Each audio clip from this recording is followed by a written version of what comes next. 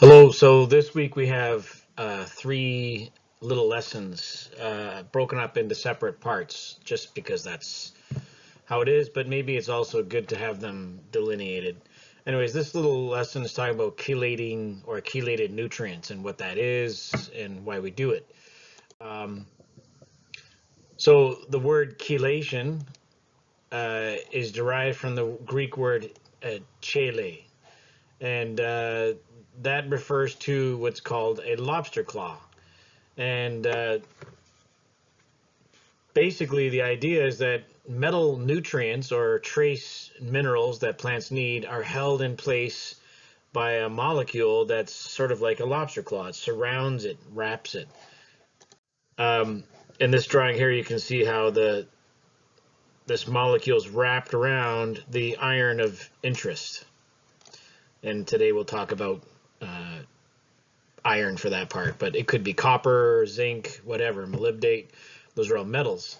And of course, EDTA, you've heard many times, there's different types of chelating agents. And you'll see here the metal is suspended inside that claw.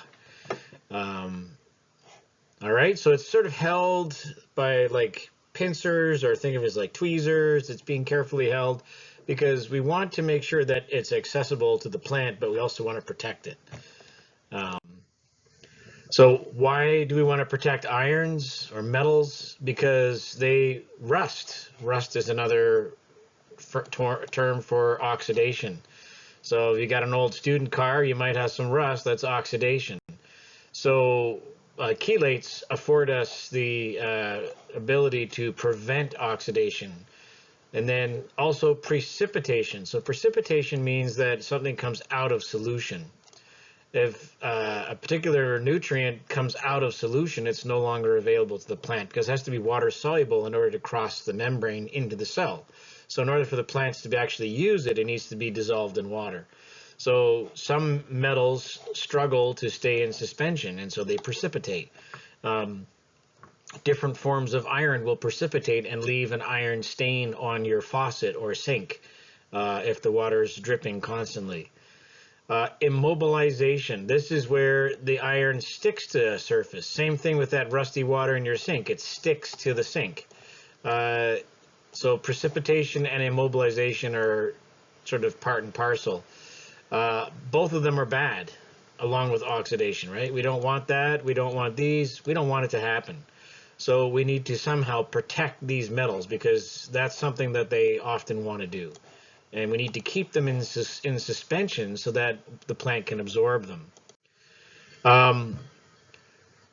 One of the things that impacts micronutrients, or these metals for the most part, some of them are not metals like nitrates, potassium, phosphate, but everything else, and maybe calcium is not a metal, but all these other nutrients that I'm talking about, magnesium, manganese, molybdenum, copper, boron, zinc, iron, they are all impacted by the pH. So on the top here, this scale is pH. So increasing pH that way. And typically, as you move down into the acidic region, metals become either more available or less available. So iron and manganese are two nutrients that become very available in low pH conditions, and zinc also. Where molybdenum is one that becomes increasingly available at high pH. So, and then things like boron, copper, sulfur, magnesium, these are somewhere in the middle. Now, looking at the pH range, typically in hydroponics, we're looking at anywhere from 5.5 to 6 in that pH range. We don't want to go too low because what often happens is things like iron become toxic because they're too available. And at the same time, things like molybdenum become very poorly available, and you might end up having deficiency symptoms specific to molybdenum. So we need to make sure we keep the pHs ideal, and we'll spend a little more time talking about pH in the next lesson and as we go through the term. So something that, again, the internet, sometimes people get a little confused, and so they say, hey, what if you just throw some rusty nails in your nutrient tank that will solve your iron deficiency? Well, not really, because once iron is oxidized, it changes state, right? It becomes what we call ferric, not ferrous. And if you look here, ferrous iron has 2 positive charges, where ferric has 3 positive charges, right? So it's lost an electron.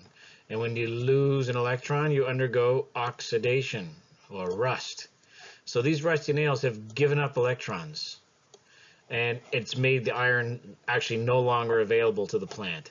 So rusty nails, not going to work for you, not going to solve your iron deficiency problem. So chelation, one of the key things to remember for quizzes and midterms, chelation prevents oxidation.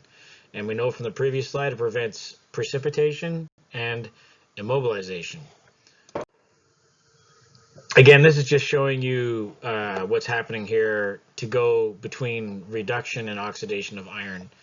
But really all that matters is that you know that if it's oxidized, it's lost an electron and it's no longer of use to plants. So we don't want rusty iron. We don't want that. And again, this is just showing how iron is more available in low pH. Now this is 3.5 on this side. That's really acidic.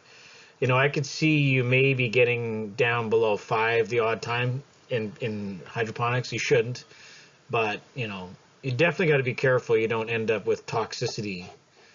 I have seen iron and magnesium toxicity in hydroponic houses where the grower didn't monitor the pH properly, and suddenly what was a normal concentration in their nutrient solution ended up becoming way, way stronger, and you got oversupply situation. So applying micronutrients alone is insufficient. In the greenhouse, we have some bottles of micronutrients you can add directly, like iron sulfate, molybdate, molybdenum chloride salts. Those nutrients become readily oxidized and precipitate out, so it's not an ideal way to deliver those nutrients. So oftentimes we buy a pre-mixed micronutrient compound. We had that in the bucket. Some of you started making nutrient solutions last week, and you saw the micronutrients were in a pail. I encourage you this week to look at the pail and see what chelating agents are in the pails to keep those nutrients available. But yeah, so oxygen and hydroxyls are abundant in soil, so they will strip electrons from the metals and make them rapidly oxidize, and then they're not available. Now, what's interesting, some people will say, oh, adding chelates is not natural, it's just chemistry, you know, it's toxic. It's not. So chelates have been around for a long time. They were first discovered in prairie plants that produce this compound called mugenic acid. And the plant actually exudes it from the roots into the soil, and that natural chelate then sequesters iron. So in some of the prairies, they have iron inefficient or iron deficient soils. And so these natural grasses have adapted to those conditions by secreting chelates that improve the uptake and use of iron that is in the soil. So it was first discovered in whatever that year was, I forget now, 1970 something. But essentially what happens is the chelate actually allows for the iron or the metal to pass across a membrane. So it wraps it, passes into the cell, and then releases it. And that can be a root membrane. It can even be, in the case of in agriculture, we often will use a foliar application. Remember, leaves have a waxy cuticle, and wax resists water. It's hydrophobic. And so trying to get things to cross the membrane can be quite tricky. In the ornamental industry, it's very common to spray a crop with iron chelate if you're trying to get the leaves dark green. Maybe you've made a mistake, or it's a variety that is iron inefficient. By spraying the leaves with a chelated iron, it will actually cross the cuticle and into the cells and will allow the production of excess chlorophyll, which makes the leaves dark green. As far as chelates, we've mentioned these in other classes: DPTA, EDDHA, EDTA. The main things to remember for your midterm are that the chelates increase bioavailability, prevent oxidation, precipitation, immobilization, and they make foliar application possible. So we discussed that just on the last slide, right? So we have several benefits. It can cross a leaf cuticle, it will prevent chemical deterioration of the nutrient, and will increase the availability of the nutrient. So chelating is very important in horticulture. This is the best chelating agent in that it's effective over a very broad pH range. So I'm going to say this one here is number 1, this is number 2, and this is number 3. And of course, the price for each one is reflected in their effectiveness. A lot of the times, farmers can get away with DPTA. EDTA still works. It's just you have to know that you're not going to go outside a normal pH range. And it's still within the normal pH range. It's just a little less forgiving. Plus, I think in the other lesson I talked about, I mentioned that EDTA, when you have an accumulation of it in the water, it can become toxic. So where the other ones will deteriorate, break down, EDTA accumulates, and especially if you're trying to do aquaponics, you need to be careful with EDTA because it can become toxic to fish. So if you look in your shreddies or cereal, you'll notice that vitamins that we eat as humans are chelated with EDTA. And as far as chelates go, if you've ever made a cup of tea where you left the tea bag in too long, or you looked in the teapot and you saw sort of like a crusty layer in the top of the pot, that's actually natural chelates that are coming out of the tea leaves from steeping in hot water. So chelates are all over the place in nature. This is just a slide talking about what the importance of one particular micronutrient is, molybdenum. I don't know why I left this in, but we can talk about it. I'm not going to ask you something like this on the midterm. Oh, molybdenum is responsible for the cofactor for nitrogen reductase. It's not important for us in horticulture, but what is important is to understand that I think a lot of times there's a disconnect with looking at this list of chemicals and thinking, oh, it's so unnatural and why do I have to add this? It's just all toxic. They are all used. It's important for the plants to have them. If you don't have enough molybdate, the plant can't produce nitrate reductase, which means that you don't end up with proper nitrogen metabolism. I think we're talking about that next class, next week, but it's a really important enzyme. So again, I think I've shown this before at Plant Science 2 and briefly at the beginning of this term. Again, just a rough idea of what some of the roles are for the different elements. So B is boron. It's important with sugar transport, cell division, and for amino acid or what we call protein production. Chloride ions are important for disease, photosynthesis, and managing turgor or water pressure in the cells. Copper is a component for enzymes. A lot of times you see this component or cofactor for enzymes. What that means is that a lot of these are metals, and when you have a metal, we know that metals conduct electricity, we know that they rust, so they're reactive species.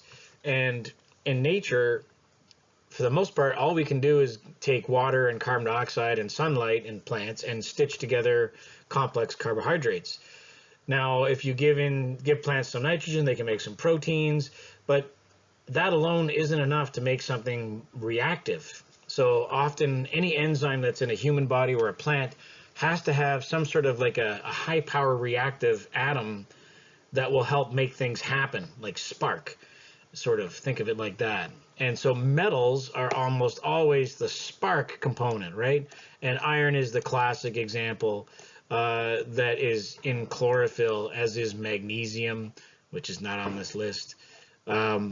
So cofactors just mean that the plant builds a protein structure around the metal, and then it brings two things together, and then the metal helps to react the two to create something, to make something happen. So if you don't have those trace metals, the plant can't really do much. It's a really valuable resource to plants. So don't underestimate the importance of micronutrients. And as far as commercial fertilizers go, not all commercial fertilizers have micronutrients included. They may not be complete, or they may have insufficient. So some fertilizers are sold as traditional, some are sold as peat light, and the peat light ones have extra micronutrients because they know you're growing in peat moss, which has no natural minerals in it of consequence. So you need more micronutrients if you're growing in peat moss or coir or rock wool. If you're growing in regular soil, like you learned in plant science 2, regular soil is derived almost mostly from dissolved rocks, which are obviously full of metals. So those types of contexts, micronutrients are less of an issue. You may have to supplement with one or two if your soil is deficient, but it's mainly in synthetic or organic substitute media like peat moss and coir that these become an issue. All right, it's a brief lesson on chelating agents. Hopefully I've highlighted for you what you need to know. All right, we'll move on to the next lesson.